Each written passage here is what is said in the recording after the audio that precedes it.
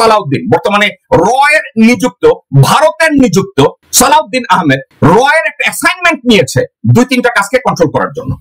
এই মুহূর্তে বাংলাদেশে যদি পিলখানা বিডিআর হত্যাকাণ্ডের সুষ্ঠু তদন্ত হয় এবং জুলাই আগস্ট হত্যাকাণ্ডের যদি সুষ্ঠু তদন্ত হয় এবং আয়নাঘরের উপরে যদি সুষ্ঠু তদন্ত হয়, আপনারা শুনলে অবাক হবেন। এই কথাটা এখনো গোপন রেখেছে মীর জাফর ওয়াকারুজ্জামান। উনি কনভিক্টেড হবে, উনি আসামি হবে, কারণ ওইসব মামলায় উনি আসামি। পিলখানা হত্যাকাণ্ডে উনি আসামি হবেন, জুলাই আগস্ট হত্যাকাণ্ডে উনি আসামি হবেন এবং আয়নাঘর প্রকল্পে উনি আসামি হবেন। এখন ওনারা যখন ডক্টর মোহাম্মদ ইউনূসকে বারবার প্রেসার দিচ্ছেন যে ইলেকশন দেন, কেন জানেন?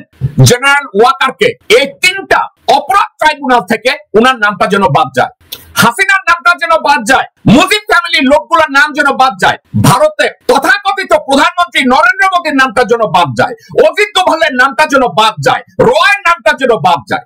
বিক্রম মিস্ত্রি ওয়াকারুজ্জামানের সাথে এই কথাগুলো বলেছে। সালাউদ্দিন এবং মীর জাফর এবং গোরখুদক আব্বাস এবং আমির খসরু মাহমুদ চৌধুরী, আমানুল্লাহ আমান, আব্দুল্লাহ মিন্টু, সালাউদ্দিন, এরা সবাই এগ্রি করেছে নির্বাচন হলে বিএনপি যদি সরকার গঠন করে, বিএনপি ওয়াদা করেছে জেনারেল ওয়াকারের নাম বাদ দিবে, বিএনপি ওয়াদা করেছে হাসিনা এবং শেখ পরিবারের সবার নাম বাদ দিবে, তাপসের নাম বাদ দিবে, ওবায়দুল কাদেরের নাম বাদ দিবে।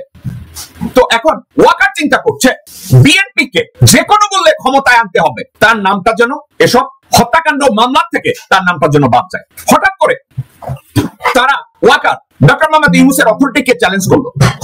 কেন চ্যালেঞ্জ করলো? দর্শকবৃন্দ, তারা বলছে করিডোরের কথা। দর্শকবৃন্দ, আপনারা করিডোর নিয়ে যদি একা একা চিন্তা করতে যান, আপনাদেরকে আমি একটা কথা আমি জিজ্ঞাসা করি। আমি গত 2 দিন ধরে আমি কন্টিনিউয়াসলি আপনাদেরকে মেসেজ দেখিয়েছি, প্রমাণ দিয়েছি যে এই ওয়াকারের চোখের সামনে থেকে রাস্তায় করিডোর দিয়েছে, বিমান পথে করিডোর দিয়েছে, জল পথে করিডোর দিয়েছে, আকাশ পথে করিডোর দিয়েছে। ওয়াকার কি একবারও কোনো কথা বলেছে ভারতের সাথে?